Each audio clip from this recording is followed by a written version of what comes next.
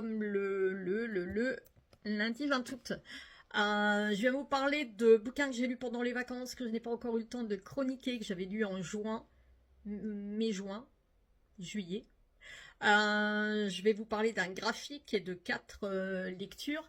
Je vous parle de Lindon, un graphique, c'est chez Le Lombard, c'est une autrice et une graphiste italienne. J'ai beaucoup aimé me retrouver sur l'île de Skye en Écosse, parce que Lindon est un londonien. Il a envie de quitter Londres parce qu'il est habité par les démons du passé. Donc il arrive sur l'île de Skye pour enseigner à certains gamins de l'île, pour leur apprendre les bases. Moi j'ai trouvé déjà que c'était un graphique vraiment sublime, très très fort, très... Bon, déjà là c'est le marque-page que je trouve très très joli. Et le graphique, moi je l'ai trouvé très fort. Il n'y a pas besoin de grands discours en fait. On voit les sentiments, la peur. C'est des beaux... Enfin, j'ai beaucoup aimé les découpes. Je vais essayer de vous montrer les paysages.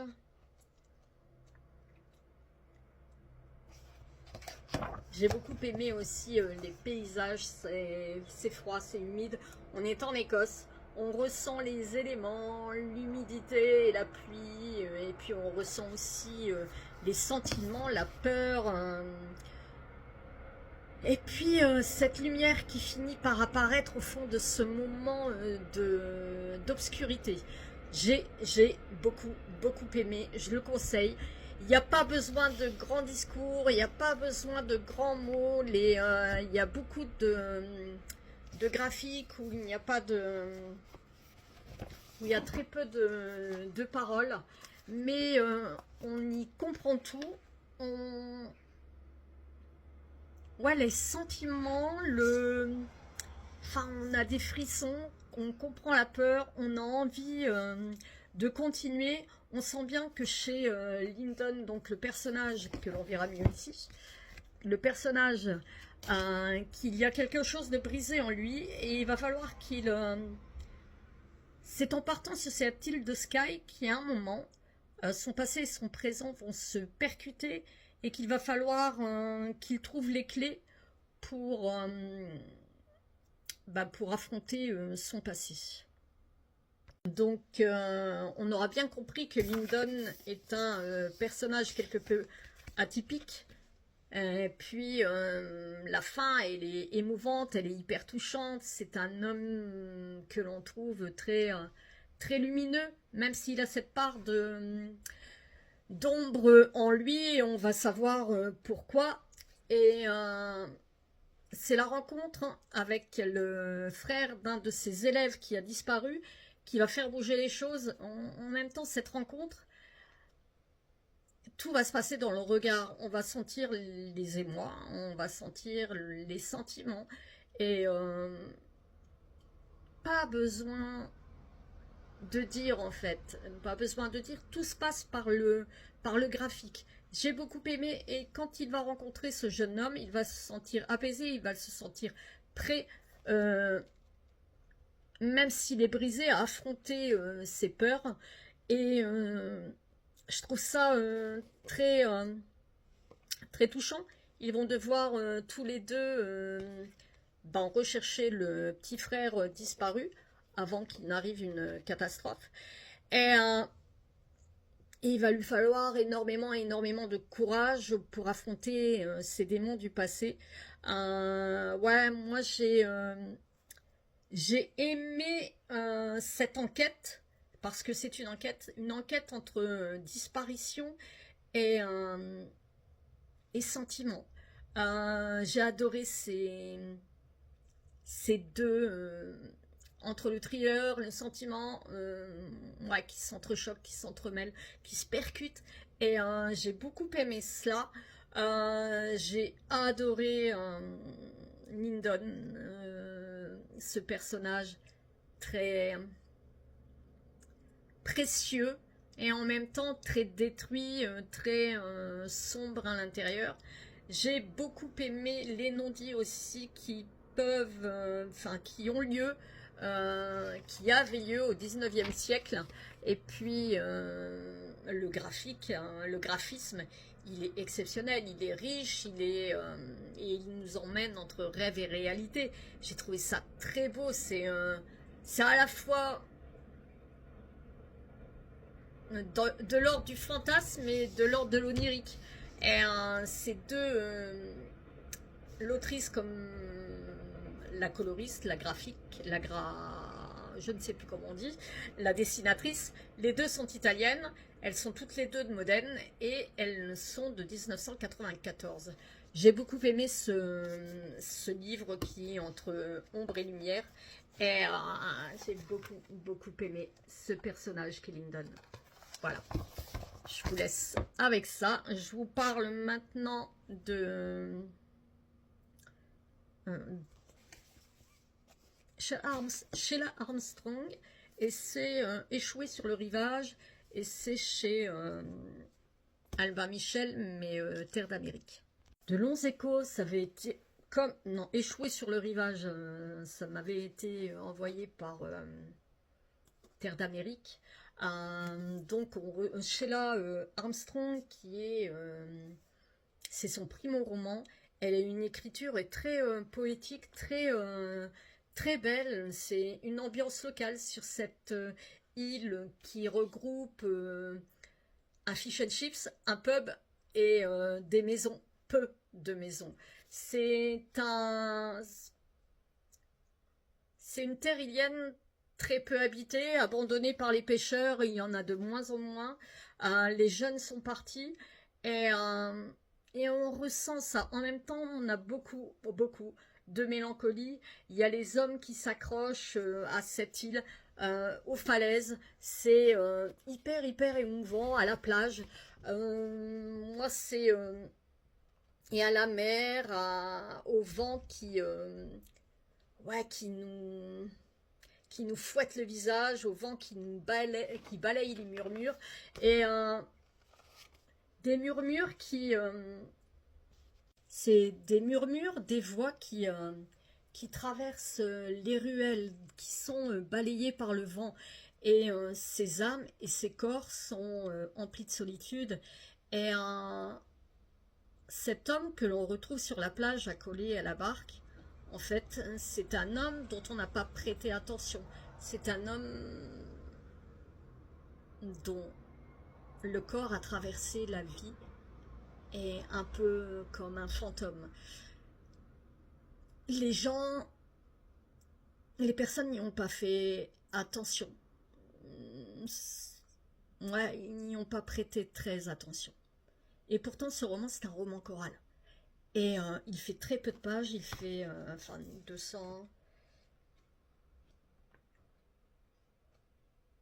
235 pages, il fait 235 pages, mais j'ai beaucoup aimé.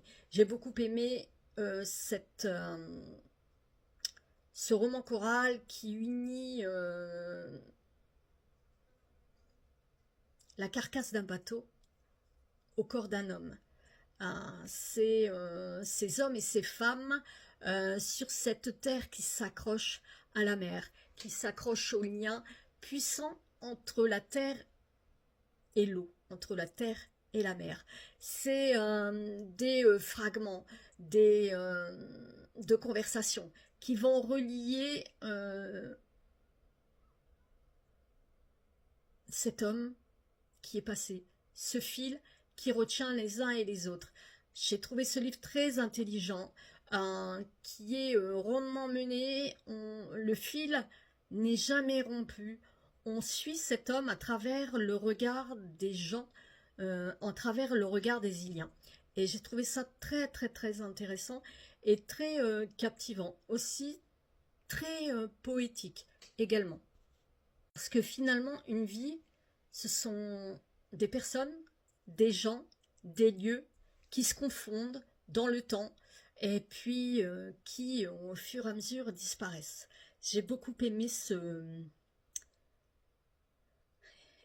essayer traverser ces existences, ces différentes existences, à travers les différents personnages de cette île. Ouais, moi je vous le conseille. J'ai beaucoup aimé. C'est un livre doux qui, même si c'est un meurtre qu'on essaye de résoudre, et encore sera-t-il résolu, mais ouais, j'ai beaucoup aimé les voix, moi, ce roman choral qui nous est raconté, ce roman sur la vie qui passe et le temps qui s'espace. Et j'ai beaucoup aimé cet état de fait. Lisez-le chez Terre d'Amérique, Albin Michel. Je ne sais plus où déposer mes choses. Je vais vous parler de La Douce, une nouvelle de Dostoïevski. C'est paru chez Babel. J'aime beaucoup cette couverture. Et je remercie Frédéric du compte, je ne sais plus, je vous le mettrai en barre d'infos, de Dostoïevski. Je l'ai lu, mais il y a tellement d'années que je ne compte plus. J'aimais beaucoup ce qu'il écrivait. Ici, c'est une nouvelle. C'est une longue logorée du narrateur. C'est un homme vieux dont la jeune épouse s'est suicidée. Il se demande pourquoi. Il se demande pourquoi ce corps si jeune, si beau, a abandonné la vie. Il sait comment ce corps s'est donné la mort. C'est l'homme l'aimait tellement. Il est assis à son chevet, il lui parle et lui. En fait, dans cette logorée, il ne parle que de lui. Que dans quel état il le plonge, dans quel état... Alors cette jeune épouse, il l'a rencontrée, c'est une jeune femme qui était désargentée, qui a fait ce mariage avec, pas par amour, mais lui, il a épousé une très jeune épouse, très jolie, et cet homme très vieux voulait absolument la mettre dans son lit. Il y a un accord entre eux qui est presque tacite, mais c'est un homme avide qui a besoin d'un corps jeune près de lui. C'est un homme qui est près de ses sous. C'est un homme qui n'est pas prêt à lâcher son argent pour la jeune femme qu'il est censé aimer, qu'il doit aimer. Mais il est tellement ouais, près de son argent, tellement...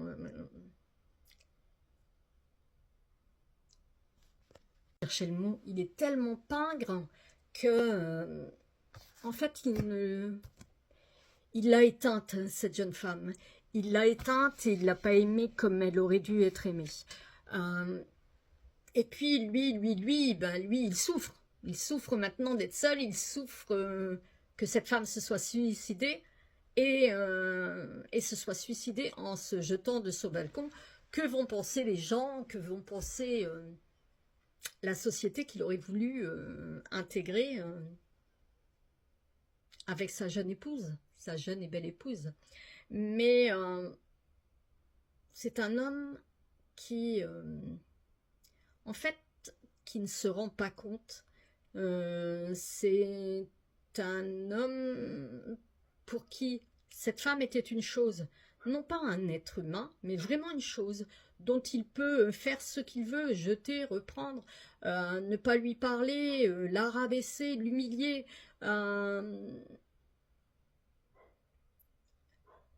qu'il veut façonner à son idéal. Mais c'est une jeune femme qui veut garder sa liberté, qu'elle n'a plus finalement. Et c'est une femme qui, au fur et à mesure, va devenir fragile. Et lui, il aime cette fragilité parce qu'elle dépend de lui. En même temps, il s'auto-flagelle, il s'auto-apitoie en fait. parce qu'il accuse la jeune femme de l'avoir abandonné, de l'avoir mis dans l'embarras, lui encore. C'est une femme qui peu à peu va le mépriser. C'est une jeune femme hein, qui va peu à peu le mépriser et qui, par son suicide, son mal-être, met fin à un jeu pas très sain, un jeu qui est malaisant. Et c'est l'écriture de Dostoïevski. C'est ce qu'il fait ressortir dans la plupart de ses écrits. C'est que ces hommes n'ont pas d'empathie. Il n'a pas d'empathie pour cette jeune femme. Il préfère s'apitoyer.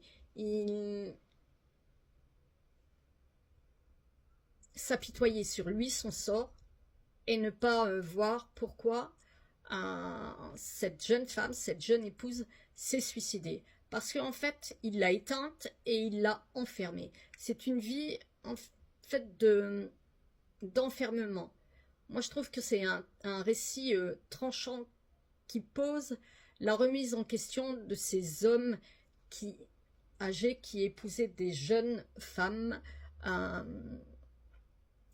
de petite bourgeoisie ou de la population pauvre. Un écrit au cordeau fait par un récit au cordeau fait par Dostoïevski. Parce qu'il n'y a pas du tout de remise en question de l'homme, ce n'est que la faute de la jeune femme. Par orgueil, il tait par orgueil, il ne s'interroge pas. C'est une construction intérieure sur les sentiments qui sont bouleversants, où la violence de l'époque atteint, où les mots des personnages sont aiguisés, ou comme un rasoir dans le seul but de blesser. Ce ne sont pas des coups, ce sont des mots qui vont trancher, qui vont finalement pousser la jeune femme à sauter. C'est ici une liberté que l'on a étranglée, c'est la force des mots qui n'est que le joug d'un vieil homme cruel. C'est Dostoïevski nous dépeint avec brio la détresse des gens fragiles que l'on brise. C'est une courte nouvelle qui est hyper intéressante, qui dedans vous avez toute la mécanique de l'écriture de Dostoïevski, tout se dérouler, ces hommes non pas qu'il rabaisse, mais dont il montre le mauvais côté, ces hommes remplis d'orgueil, ces hommes avides de pouvoir, d'argent, ces hommes pingres, ces hommes mais qui, jamais, jamais, ne se remettront en question. Donc, lisez ce livre, cette nouvelle, parce que pour le coup, il est très court.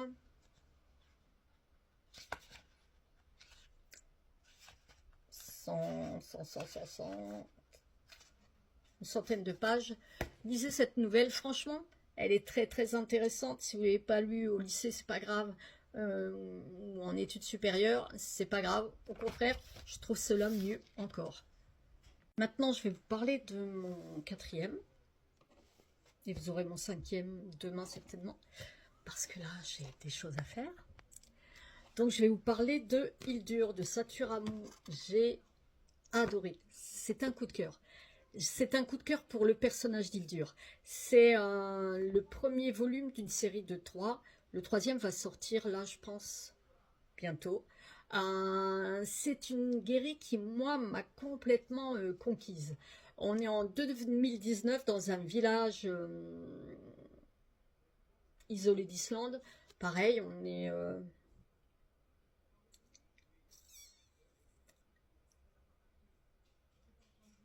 oui, dans une région désolée des forêts de l'Ouest. Je vais pas dire le nom. parce que ça va être compliqué pour moi. Et il y a un stagiaire finlandais qui arrive, qui s'appelle Jacob, et qui vient au commissariat.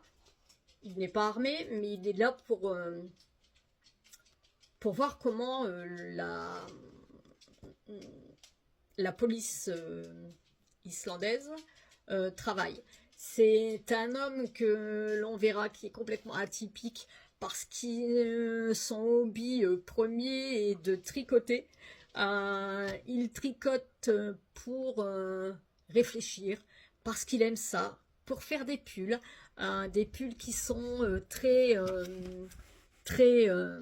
prisés en Islande et en Finlande certainement.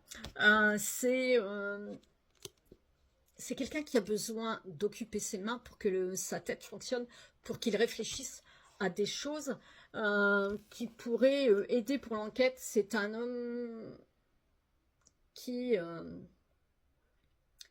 dans ces cas-là a l'esprit clair, et c'est surtout un homme qui va être plus qu'un soutien pour Hildur. C'est un soutien indéfectible pour celle-ci. Hildur qui est une boule de nerfs, un caractère du tonnerre, et puis qu'il faut parfois réprimer, et Jacob sera là pour ça. Et puis cet endroit isolé de l'Islande, il n'y a jamais rien qui s'y passe, absolument rien. Des vols de temps en temps, mais rien d'exceptionnel. Sauf que là, d'un seul coup, il y a 2 cadavres, à 2 jours d'intervalle. Et c'est vraiment, vraiment exceptionnel. Alors, maintenant, pas besoin d'en savoir plus pour l'enquête. Il faut juste savoir que ces 2 personnages vont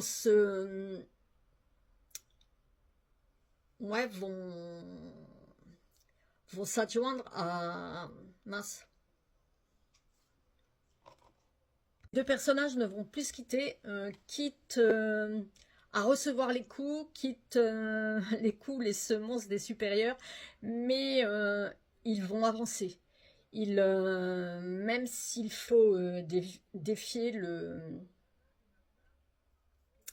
commissaire de Reykjavik, qui vient en renfort, qui est quelqu'un qui a envie de se la raconter un peu à mal dans toute sa substance.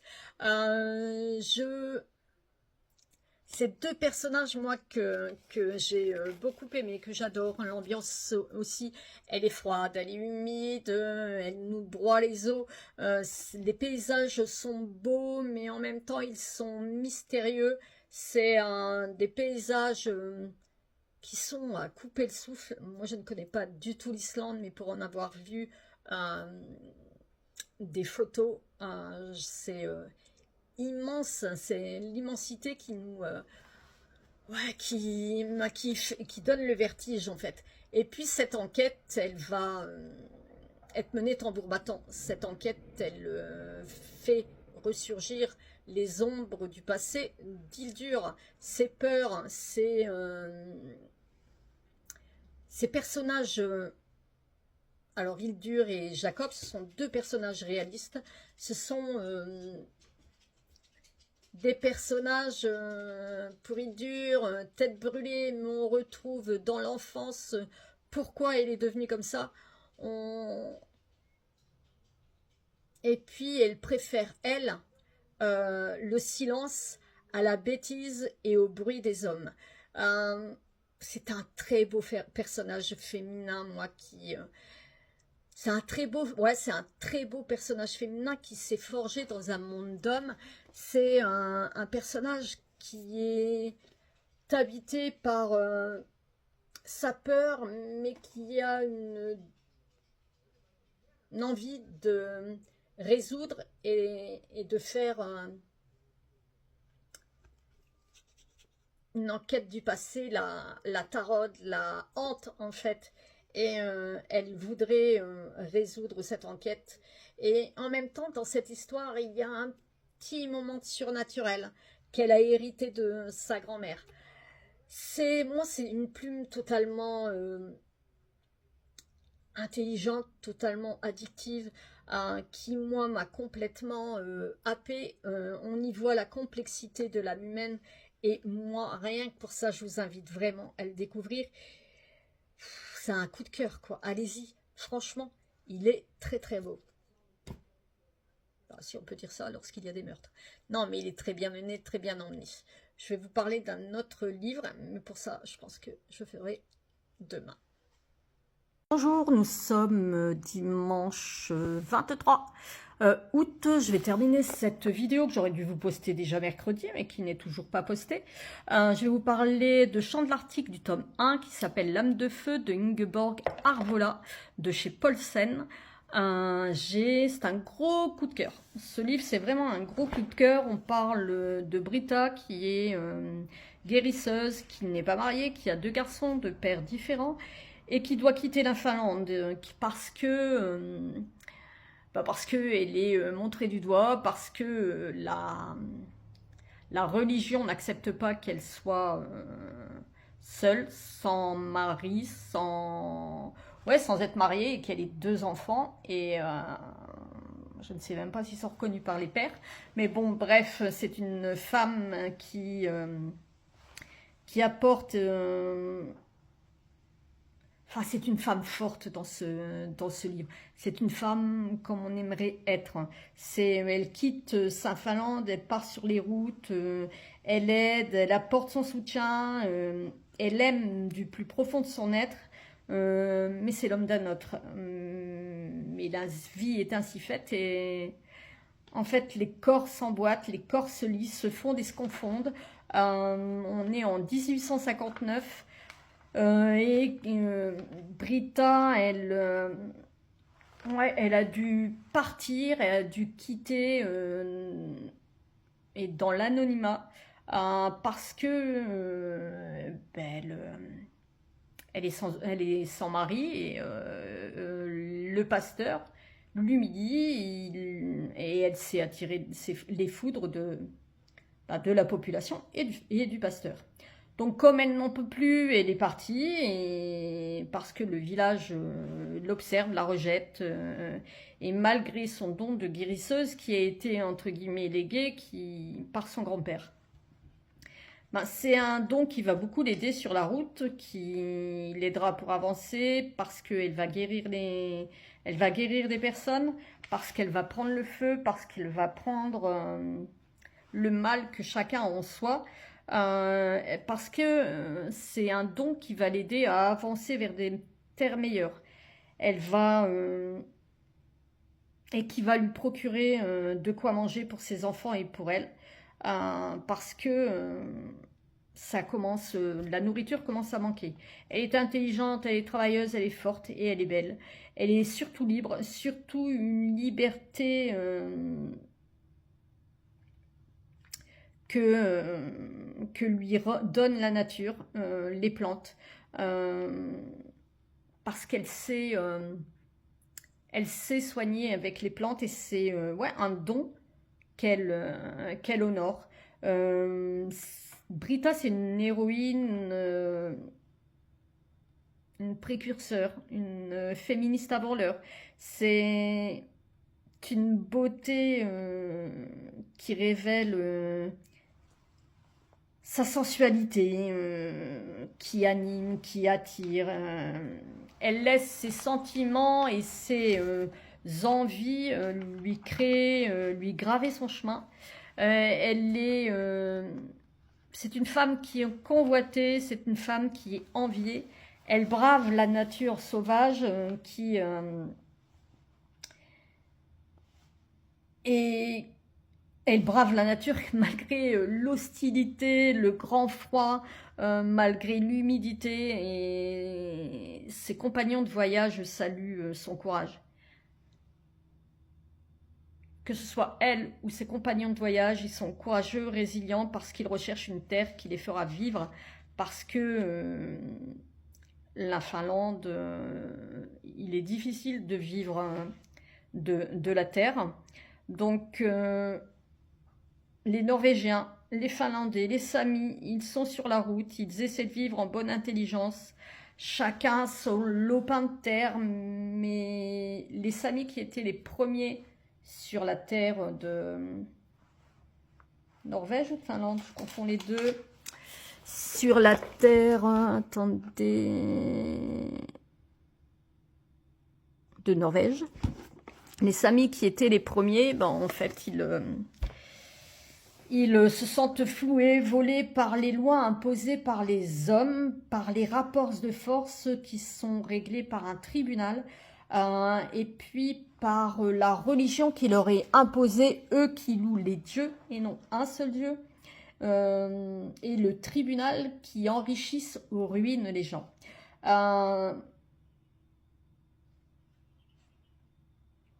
Tout comme la loi des hommes, elle ne gère pas seulement les conflits entre les uns et les autres, elle gère aussi les adultères. Et Britta doit se... Ouais, Britta doit se... Comment ça s'appelle? Se prémunir, se préserver, parce qu'elle est, entre guillemets, recherchée, parce qu'on la pointe du doigt. La Norvège est un paysage froid, où les croyances, la religion condamnent ou bénissent. C'est un roman qui est d'une poésie intense, qui nous fait vivre de grands moments. C'est de grands moments de nature writing, puis d'amour sublime entre Britta et, que je recherche son nom, son prénom, et Mikkel. Mikkel, je pense que ça se prononce ainsi. Et oui, c'est un amour intense, un amour sublime en fait, où effectivement les corps s'emboîtent et où l'un est fait pour l'autre. Britta, elle est pécheresse, elle est guérisseuse et elle est libre. C'est un personnage que l'on n'oublie pas, qu'on a hâte de lire. Et puis moi, j'ai vraiment hâte de lire la suite. J'ai le 2e tome dans ma palle qu'il faut que je sorte. D'ailleurs, je vais me faire une palle de livres que j'ai envie de lire d'ici la fin d'année, de livres qui sont dans ma bibliothèque depuis un petit moment et que j'ai envie de lire d'ici la fin d'année. C'est un roman qui est tiré de faits réels d'une aïeule de l'autrice. Moi, j'ai trouvé ce roman émouvant, bouleversant, sur... entre la cafetière, à café. Alors, je vais laisser 2 secondes. C'est un roman qui est émouvant, bouleversant sur ces femmes qui se battent contre la nature et les hommes. C'est un roman sans compromission. Et qui a une écriture brute et immersive. Il y a également beaucoup de poésie et j'ai vraiment adoré ce livre. Lisez cette trilogie, franchement c'est un très très gros coup de cœur. C'est, comme c'est noté derrière, c'est c'est une odyssée qui puise ses racines dans la force brute des éléments. C'est une saga qui a un cadre historique, c'est des personnages bien campés, je vous dis ce qui est noté derrière, mais franchement c'est exactement ça, c'est un amour interdit des territoires sauvages imprégnés de superstition. C'est chez Paulsen, lisez-le, c'est le 1er tome, je l'ai lu pendant la canicule, ce qui a fait très très bien, du bien. Abîmé, mais c'est pas grave, il a vécu et c'est très bien aussi. Et j'ai noté quelques petites choses. Donc voilà, lisez ce livre. Franchement, c'est un de mes gros coups de cœur de l'année. Il fera partie d'un de mes gros coups de cœur de l'année. Hors challenge italien. Je vous retrouve la semaine prochaine pour faire un récapitulatif justement du challenge italien. Pour vous donner un peu les coups de cœur des uns et des autres. Je vous retrouve pour cela. Je vous dis à bientôt. Je vous souhaite une bonne fin de dimanche et de bonnes lectures à vous et une bonne semaine. Ciao, ciao.